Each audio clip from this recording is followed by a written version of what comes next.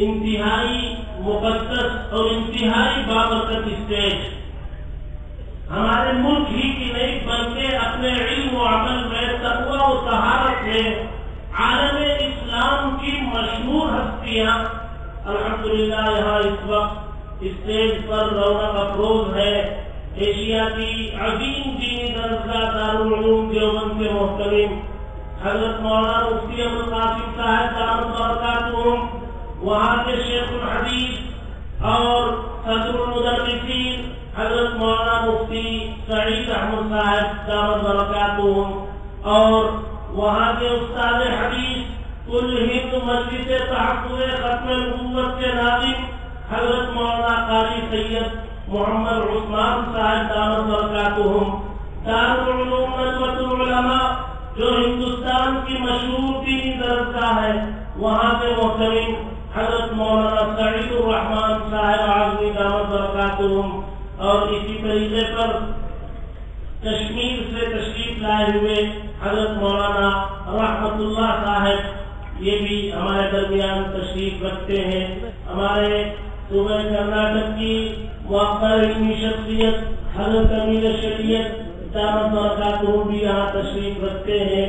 یہ ہمارے لیے انتہائی خوشی و مسرت کا موقع ہے۔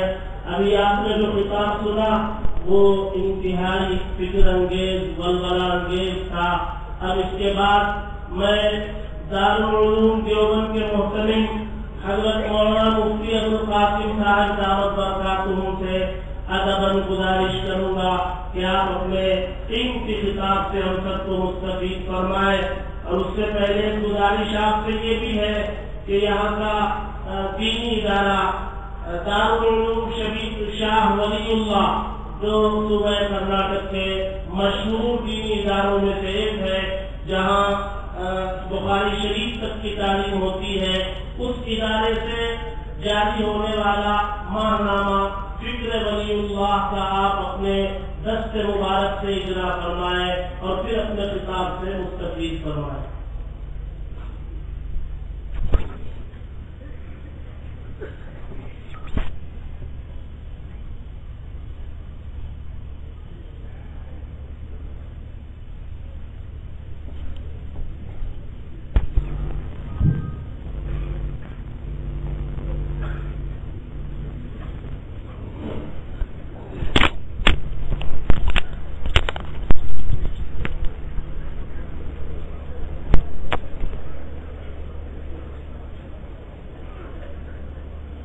بسم اللہ الرحمن الرحیم، الحمد للہ رب العالمین، والصلاة والسلام علی سید الانبیاء والمرسلین، سیدنا و نبینا و مولانا محمد وعلی آلہ و اصحابہ اجمعین۔ اما بعد فعن النعمان بن بشیر رضی اللہ تعالی عنہ قال قال رسول اللہ صلی اللہ علیہ وسلم الحلال بین والحرام بین وبینہما امور مشتبہات فمن اتقی الشبہات فقد استبرأ لعرضہ ودینہ ومن وقع فیہا كراع يرعى حول الحمى یوشک ان یواقعہ الا ان لکل ملک حما الا ان حمى اللہ فی ارضہ محارمہ الا ان فی الجسد مضغة اذا صلحت صلح الجسد کلہ واذا فسدت فسد الجسد کلہ الا وہی القلب او کما قال رسول اللہ صلی اللہ علیہ وسلم۔ محترم صدر جلسہ، اکابر ملت، علماء کرام، بزرگان قوم، نوجوان ساتھیوں، تحفظ شریعت کے عنوان سے منعقد ہونے والے خصوصی اور عمومی نظام کا یہ آخری اجلاس عام ہے۔ شریعت کا تحفظ ہمیں اپنے عمل سے بھی کرنا ہے، اپنے کردار سے بھی کرنا ہے۔ شریعت کے تحفظ کا صرف یہ مطلب نہیں ہے کہ غیروں کی دستبرد، ان کی دخل اندازی اور ان کی جانب سے ہونے والی ناروا کوششوں کا دفاع کرنا ہے، بلکہ سب سے پہلی ہماری ذمہ داری ہوتی ہے کہ جو مقدس شریعت اللہ کی طرف سے حضرت نبی اکرم صلی اللہ علیہ وسلم کے ذریعے ہمیں عطا کی گئی ہے، ہم اپنے عمل سے اس کی حفاظت کریں۔ میں نے آپ کے سامنے شریعت کے اہم احکام میں سے ایک پہلو کو اجاگر کرنے کی کوشش کی ہے اور اسی سلسلے میں ایک مشہور حدیث پڑھی ہے۔ حدیث پاک کے راوی حضرت نعمان ابن بشیر رضی اللہ تعالی عنہ ہیں، جو خود بھی صحابی ہیں اور صحابی کی اولاد ہیں۔ ان کا شمار صغیر السن صحابہ کرام میں ہوتا تھا۔ نبی اکرم صلی اللہ علیہ وسلم کی حیات میں نابالغی کی عمر میں تھے اور اسی عمر میں یہ حدیث آپ سے سماعت کی ہے، اور یہ وہ حدیث پاک ہے جس کو بڑے بڑے محدثین نے تعلیمات اسلام کے خلاصے میں شمار کیا ہے۔ کئی محدثین کرام نے اپنے اپنے ذوق کے مطابق حدیث پاک کے عظیم ذخیرے میں سے چند حدیثوں کا انتخاب کیا ہے اور یہ فرمایا کہ اگر کوئی شخص ان چند روایات کو ان کے تمام تقاضوں کے ساتھ اپنی زندگی میں شامل کر لے تو پوری شریعت و پورے دین پر اس کے لیے عمل آسان ہو جائے گا، جن میں سب سے پہلا نمبر اس مشہور حدیث پاک کو دیا گیا، انما الاعمال بالنیات، اور اسی زمرے میں یہ روایت بھی شامل ہے جو ابھی آپ کے سامنے پڑھی گئی۔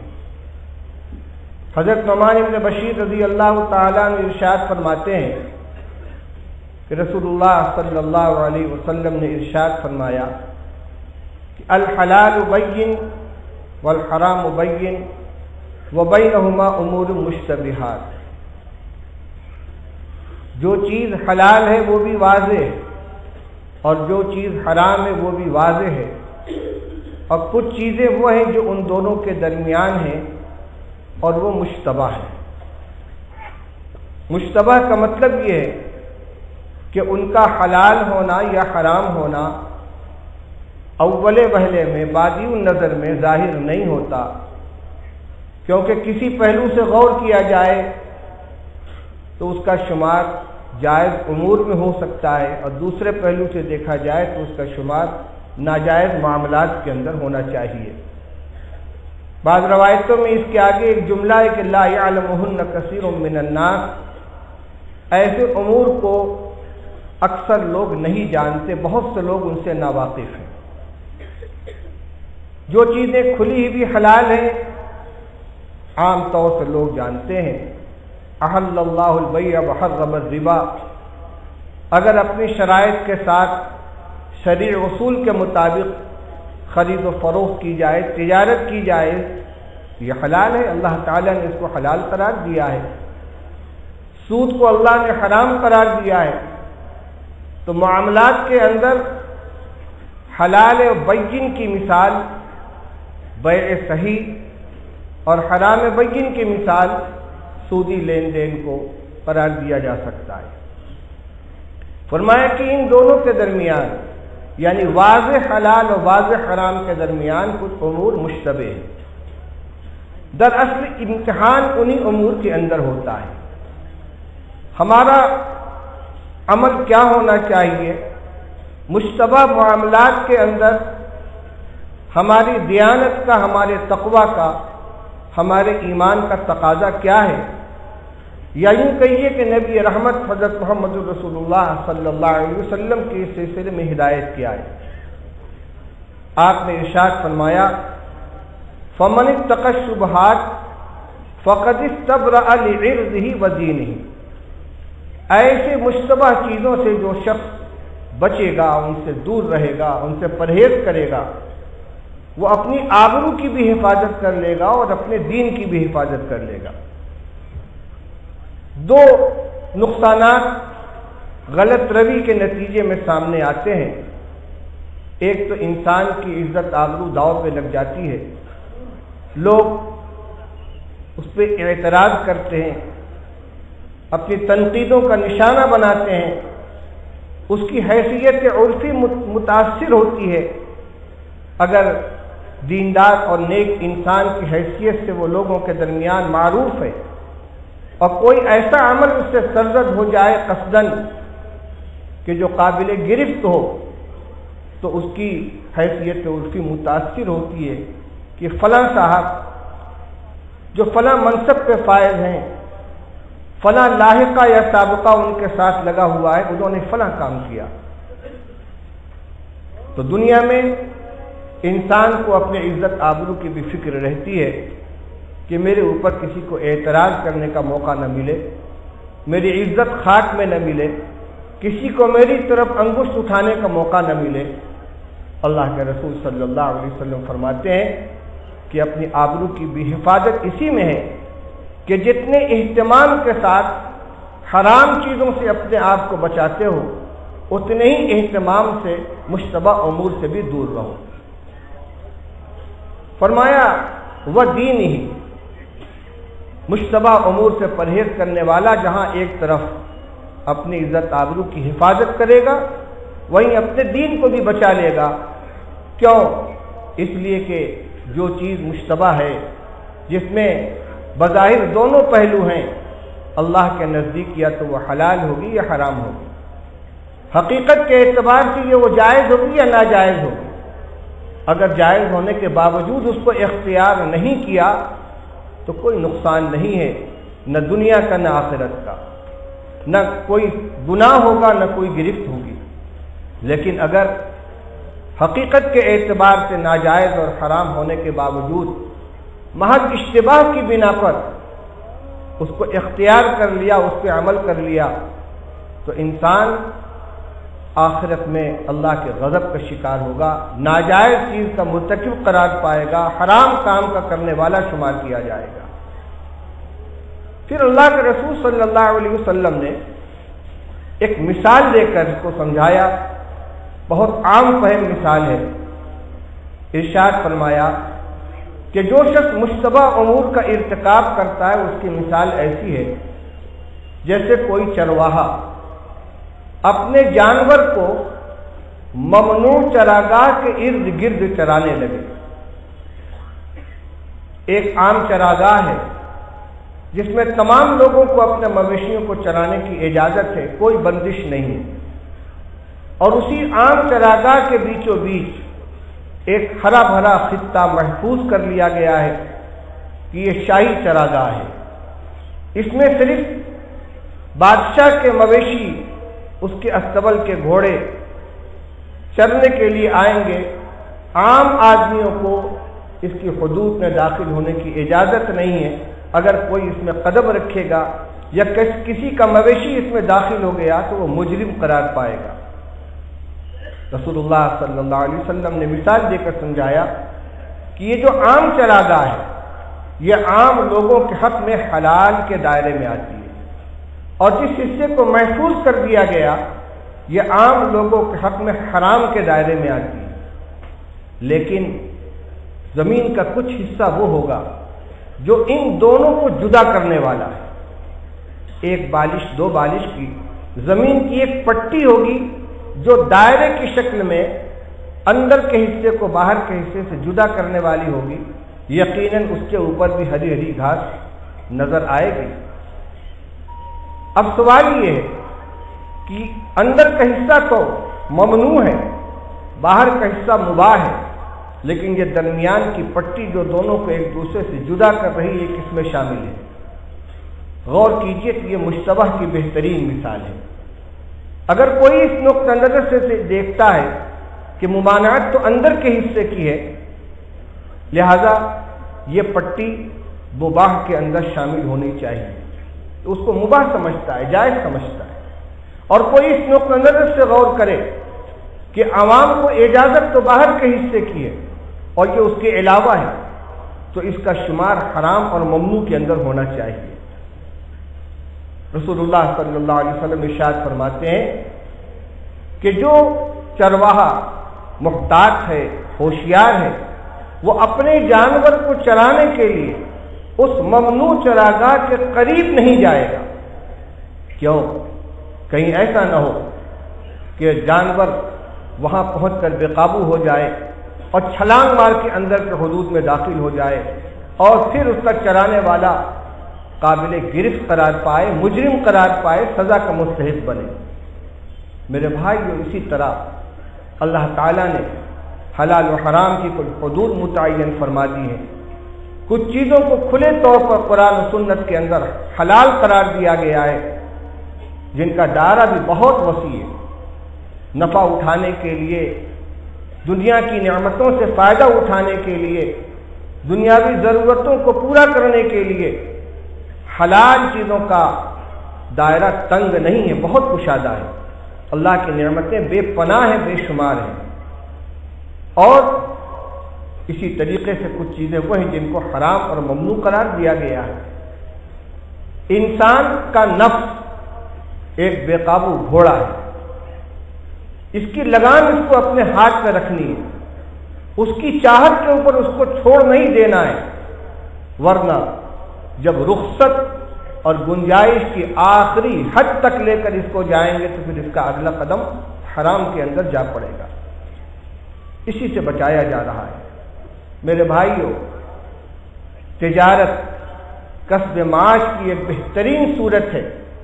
رسول اللہ صلی اللہ علیہ وسلم نے برکت کا زیادہ تر حصہ اسی میں قرار دیا ہے، اور تجارت کا عمل وہ عمل ہے کہ رسول اللہ صلی اللہ علیہ وسلم نے جہاں ایک طرف سے ارشاد فرمایا کہ التجار یبعثون یوم القیامت فجارا الا من صدق و برا، کہ تاجر لوگ قیامت کے دن فاجر و فاسق ہونے کی شکل میں اٹھائے جائیں گے، اللہ کے نافرمان اور اللہ کے باغیوں کی جماعت میں شمار کیے جائیں گے، سوائے اس کے الا من اتقى وبر وصدق، جو اللہ سے ڈر کر تجارت کرتا ہو اور اپنی قسموں میں اور اپنی گفتگو کے اندر سچا ہو۔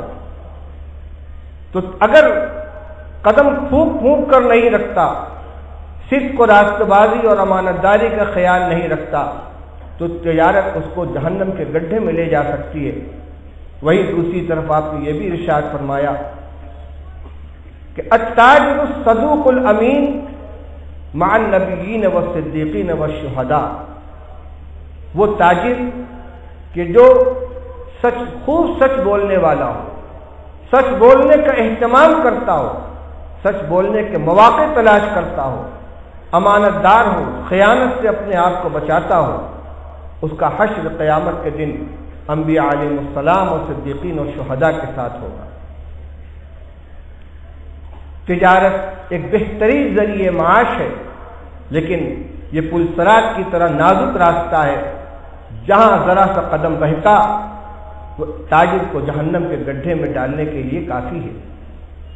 تجارت سے اکثر یہ چیز آتی ہے کہ معاملات نئے نئے سامنے آتے ہیں، خاص طور سے ملٹی لیول کمپنیوں کی طرف سے جو سائبر کے اوپر تجارتی پروگرام آ رہے ہیں، نئے نئے ناموں سے پروگرام آ رہے ہیں۔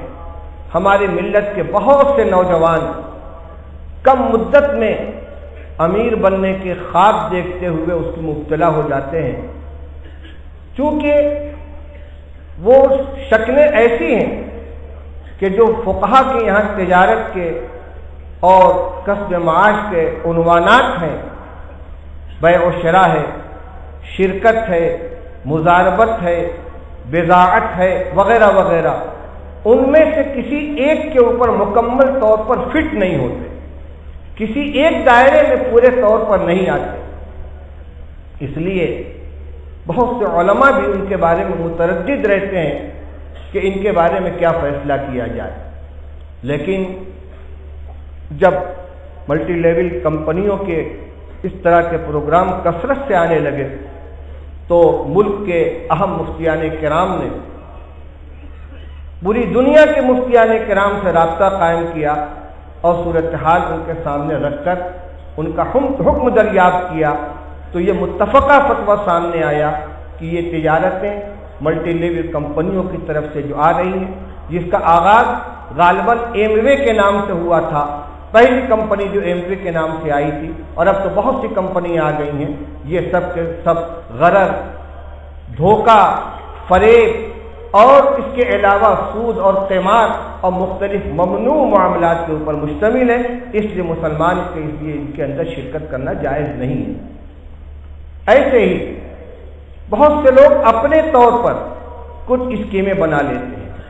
میرے بھائیو، ابھی آپ نے حضرت مولانا سید سلمان صاحب سے ایک بات سنی کہ شریعت صرف نماز کے لیے نہیں آئی، صرف روزے کے لیے نہیں آئی، صرف عبادات کے لیے نہیں آئی، مسلمان کو اپنی پوری زندگی کے اندر دین کو اور شریعت کو حاکم بنا کر چلنا چاہیے۔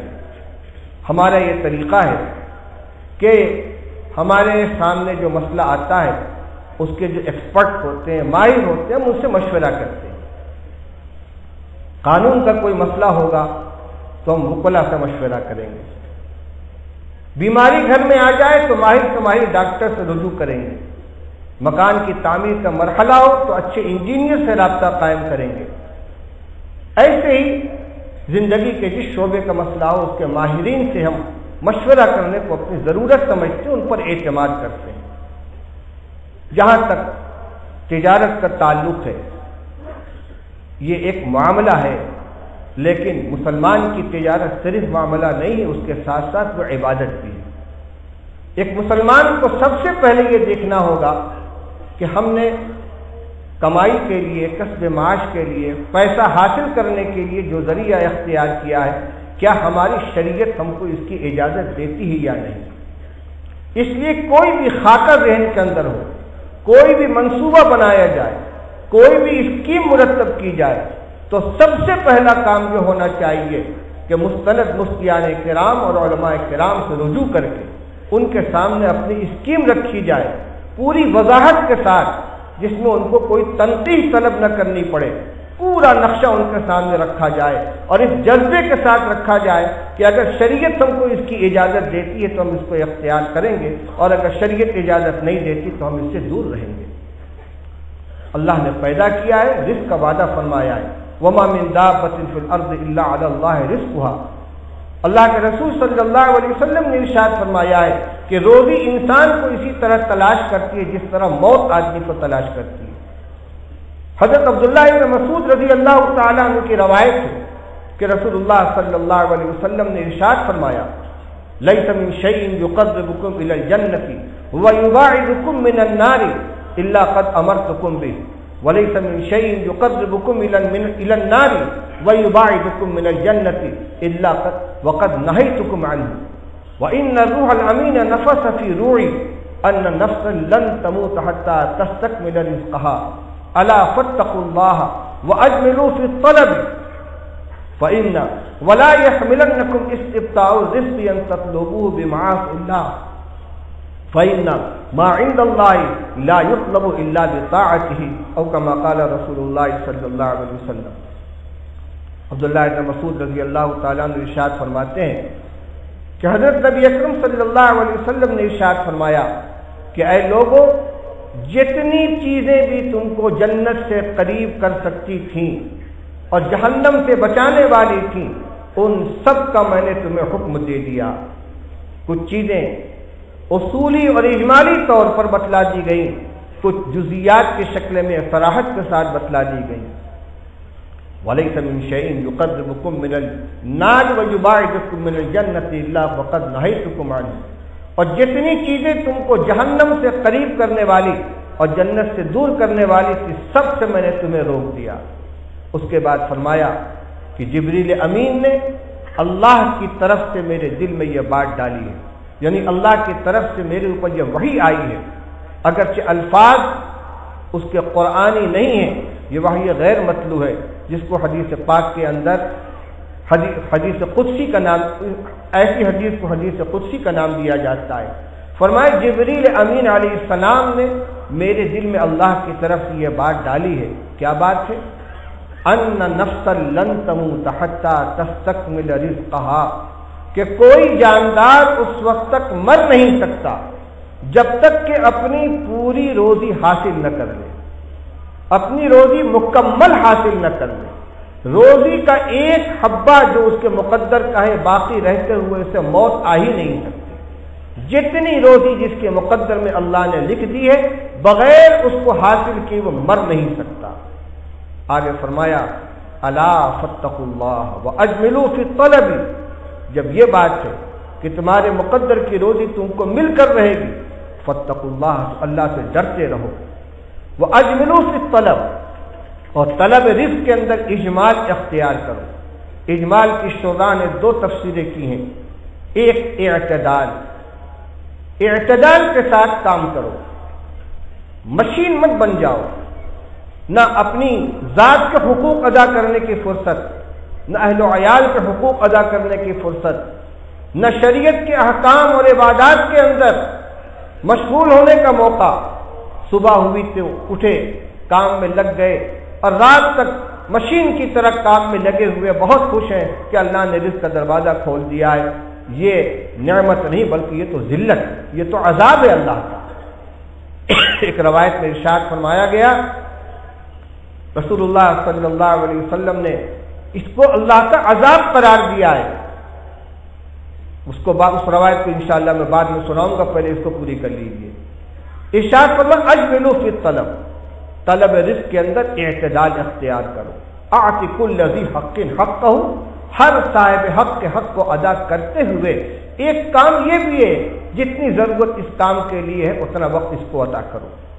اب بعض حضرات نے اس کی تشریح کی، اجمال بمانے احسان، صحیح طریقہ اختیار کرو، حلال طریقے سے روزی کمانے کی کوشش کرو، ناجائز اور مشتبہ راستہ اختیار مت کرو۔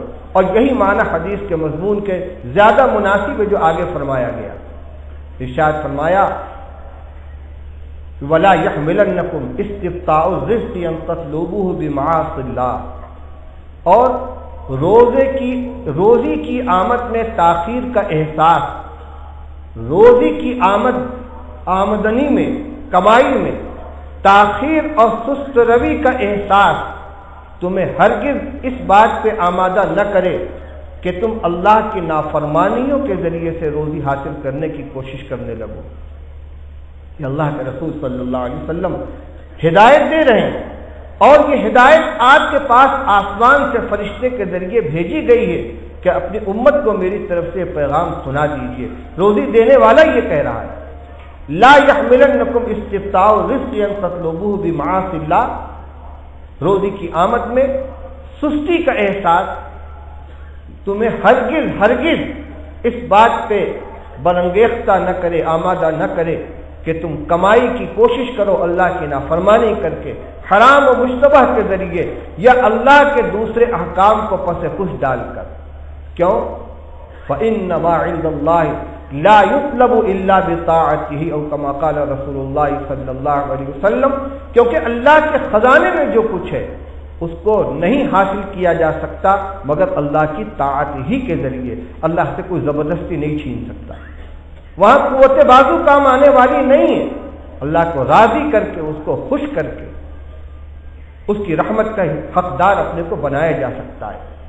تو میرے بھائیوں، ہمیں اس کی ہدایت طرح طرح سے دی گئی ہے کہ اپنی کمائی کو، اپنی تجارت کو، اپنے ذریعہ آمدنی کو ہمیشہ ہم پاک صاف رکھیں، حرام سے بھی اپنے آپ کو بچانے کی کوشش کریں اور مشتبہ سے بھی اپنے معاملات کو بچانے کی کوشش کریں۔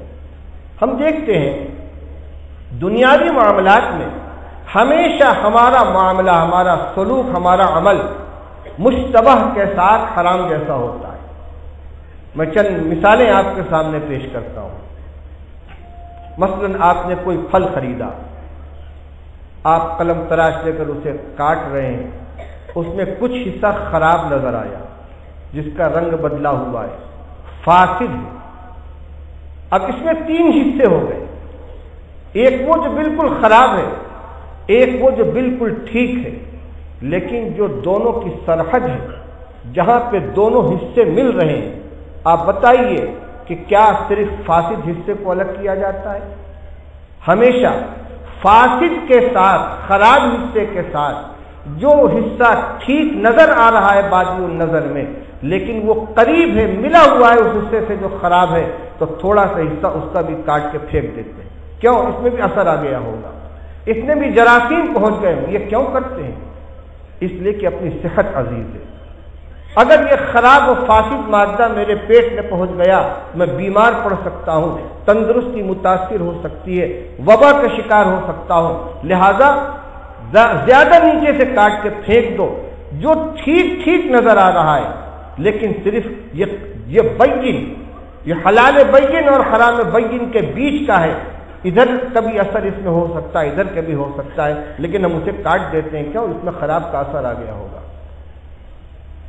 خدا نہ خواستہ کسی آدمی کو زخم ہو گیا، انگلی کی پور مثلاً اس حد تک خراب ہو گئی کہ ڈاکٹر نے فیصلہ کیا کہ اس کو کاٹ کے الگ کیا جائے گا۔ کوئی ڈاکٹر ایک پور کو نہیں کاٹے گا، وہ کہے گا ایک پور اس کے ساتھ اور کاٹی جائے گی، کیونکہ خراب تو یہ ہے لیکن اس کے جراثیم اس کے اندر پہنچے ہوئے ہیں، اور مریض بھی بڑی سہولت کے ساتھ اس کو کٹوانے کے لیے تیار ہو جائے گا۔ کیوں؟ جان پیاری ہے، صحت عزیز ہے، کم سے کم جو بچے وہ تو ٹھیک رہے۔ آپ تلاش کریں گے تو ایسی بہت سی نظیریں ملیں گی، آپ ان کو اس پر تطبیق دے سکتے ہیں۔ اپنی جان کی حفاظت کے لیے، اپنی صحت کی بقا کے لیے، اپنی عمارت کی حفاظت کے لیے، اپنے کپڑوں کی حفاظت کے لیے ہمیشہ ہم اس حصے کو جو فاسد کے قریب ہوتا ہے فاسد کے ساتھ شمار کرتے ہیں۔ پھر کیا وجہ ہے کہ ہم معاملات کے اندر آ کر علماء سے رخصتیں حاصل کرنے کی کوشش کرتے ہیں؟ مولانا کوئی صورت نکالیے، کچھ گنجائش ہو تو بتائیے۔ کسی حیثیت سے اس میں جواز کا کوئی پہلو نہیں ہو سکتا؟ اس کی جواز کی کیا صورت ہو سکتی ہے؟ کیا جائز صورتیں کم ہیں؟ کیا رزق کا دروازہ بند کر دیا گیا ہے؟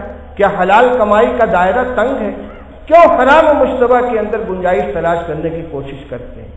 میرے بھائیوں، اپنی شریعت کی حفاظت اپنے عمل کے ذریعے کریں۔ جہاں عبادات میں کا اہتمام کر کے شرعی احکام کی حفاظت کرنی ہے، اپنی شکل صورت کی حفاظت کرنی ہے، اپنے وضع قطع کی حفاظت کرنی ہے، اپنی تقریبات کی حفاظت کرنی ہے۔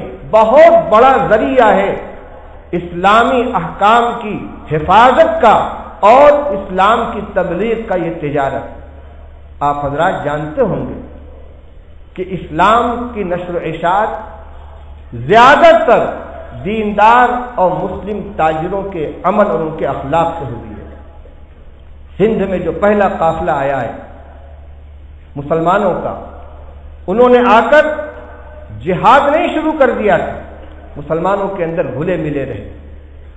ان کی تجارت دیکھ کر، ان کے معاملات کو دیکھ کر، ان کے لین دین کو دیکھ کر لوگ متاثر ہوئے، اور ان کے اندر یہ شوق پیدا ہوا کہ آخر یہ کون سا دین ہے، یہ کون سا نظام حیات ہے جس میں اس قدر پاکیزگی ہے، اس قدر ستھرائی ہے۔ میں نے ایک واقعہ سنا اپنے استاد گرامی سے کہ ایک یہودی کی غلے کی دکان تھی اور اس کے بغل میں ایک مسلمان کی بھی دکان تھی۔ ایک دوسرا یہودی غلہ خریدنے کے لیے مسلمان دکاندار کے پاس پہنچا اور اپنا سامان اس نے اس سے طلب کیا۔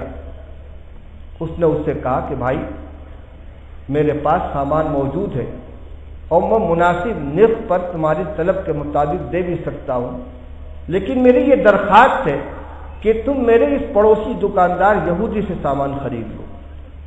اب وہ حیرت سے اس کا منہ تک رہا ہے کہ لوگ تو دوسرے کا گاہک توڑ کر اپنے پاس بلانے کی کوشش کرتے ہیں اور یہ آئے ہوئے گاہک کو واپس بھیج رہا ہے۔ اس نے پوچھا آخر کیوں؟ اس نے کہا میں صبح سے دیکھ رہا ہوں کہ میری دکان پر تو گاہکوں کی بھیڑ لگی ہوئی ہے اور یہ میرا پڑوسی صبح سے ہاتھ پہ ہاتھ دھرے بیٹھا ہے، کوئی گاہک اس کے یہاں نہیں آ رہا ہے، آخر اس کے بھی تو گھر میں بیوی بچے ہوں گے، اس کو بھی تو 4 پیسے کی ضرورت ہوگی، تم اس سے سامان خرید لو، اس کا کچھ نفع ہو جائے، اس کا کام چل جائے۔ یہ تھی مسلمان تاجر کی صفت، جو صرف تاجر بن کر نہیں بیٹھا ہے اپنے عمل سے، اپنی تجارت سے اسلام کا تعارف کرا رہا ہے، اسلام کے مزاج کی شناخت کرا رہا ہے، یہی ایک معاملہ اس یہودی کے اسلام میں داخل ہونے کا سبب بن گیا۔ میرے بھائیوں، معاملات کو صاف رکھیں اور لین دین کے اندر، خرید فروخت میں اگر ہم صفائی ستھرائی رکھیں گے تو اللہ کی رحمت کے مستحق ہوں گے۔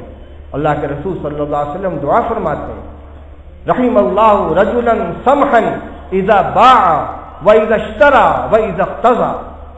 اللہ تعالیٰ رحمت نازل فرمائے اس شخص کے اوپر کہ جو دوسروں کے ساتھ نرمی اور سہولت کا معاملہ کرتا ہے، جب بیچ رہا ہو تب بھی، جب خرید رہا ہو تب بھی، اور جب اپنے حق کا تقاضا اور مطالبہ کر رہا ہو تب بھی۔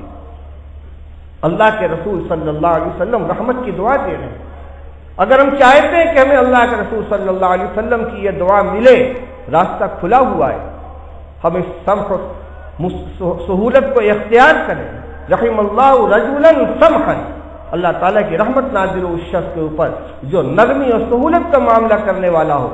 اذا باع، جب بیچ رہا ہو تب، وَإِذَا اشْتَرَى، جب خرید رہا ہو تب، وَإِذَا اقْتَضَى، جب دوسرے سے اپنے حق کا تقاضا کر رہا ہو۔ یہ چیز کی اللہ تعالیٰ کی قدر و قیمت کیا ہے؟ حدیث پاک میں واقعہ بیان کیا گیا، رسول اللہ صلی اللہ علیہ وسلم ارشاد فرماتے ہیں کہ ایک شخص اللہ تعالیٰ کے حضور میں پیش کیا گیا جس کے پاس اعمال کا کوئی ذخیرہ نہیں تھا، بالکل خالی تھا۔ اللہ تعالیٰ نے اسے پوچھا کیا لائے ہو، کیا عمل کر کے دنیا سے آئے ہو؟ اس نے کہا پروردگار میرا تو دامن خالی ہے، میرے پاس کچھ نہیں ہے سوائے اس کے کہ میں دنیا میں تجارت کیا کرتا تھا، اور میں نے اپنے کارندوں کو یہ ہدایت دے دی تھی کہ اگر کسی شخص کے اوپر میرا کچھ بقایا ہو اور وہ کچھ مہلت طلب کرے تو اسے مہلت دے دیا کرو، اور اگر دینے کی طاقت نہ ہو تو اسے معاف کر دیا کرو۔ اللہ تعالیٰ نے فرمایا کہ میں تو تمام غنیوں میں سب سے زیادہ غنی ہوں، یہ بندہ محتاج ہو کر، ضرورت مند ہو کر، مال کی دل میں محبت رکھنے کے باوجود اپنے جیسے انسانوں کے ساتھ درگزر اور سہولت سے یہ معاملہ کرتا تھا۔ میں تو مستغنی و بے نیاز ہوں، میں سب کو معاف کرتا ہوں، اس کی زندگی بھر کے سارے گناہ معاف کر دیے گئے۔ میرے بھائی، یہ دین رحمت ہر راستے سے ہمیں اللہ سے قریب کرنے والا دین ہے۔ ایک آدمی صحیح تجارت کر کے بھی انبیاء، صدیقین اور شہداء کے ساتھ اپنا حشر کرا سکتا ہے، اور اگر احتیاط نہیں کرے گا تو ان التجار یبعثون فجارا یوم القیامہ کا مصداق بنے گا کہ تاجر لوگ قیامت کے دن فاجر بنا کر اٹھائے جائیں گے۔ تو ہم اس بات کا عزم کریں کہ ہم اپنی زندگی کے اندر شریعت کو، مکمل شریعت کو حاکم بنائیں گے، اس کے فیصلوں کو نافذ کریں گے۔ عبادات، معاملات، معاشرت، حقوق کی ادائیگی، اپنے اہل و عیال، اپنے متعلقین، پڑوسی اور تمام وہ لوگ کہ کسی نوع کا جن کا ہمارے اوپر حق ہے، ان کے حقوق کو ادا کریں گے۔ آج ہمیں اپنے حقوق حاصل کرنے کی زیادہ فکر ہوتی ہے اور دوسروں کے حقوق ادا کرنے کی طرف سے ہم غافل ہوتے ہیں۔ شریعت کے مزاج کو سمجھیں۔ رسول اللہ صلی اللہ علیہ وسلم نے یہ ہدایت عطا فرمائی ہے کہ تم تو ہم سمع و طاعت کرو، وصلوا اللہ حقکم، اور اپنا حق اللہ سے مانگو۔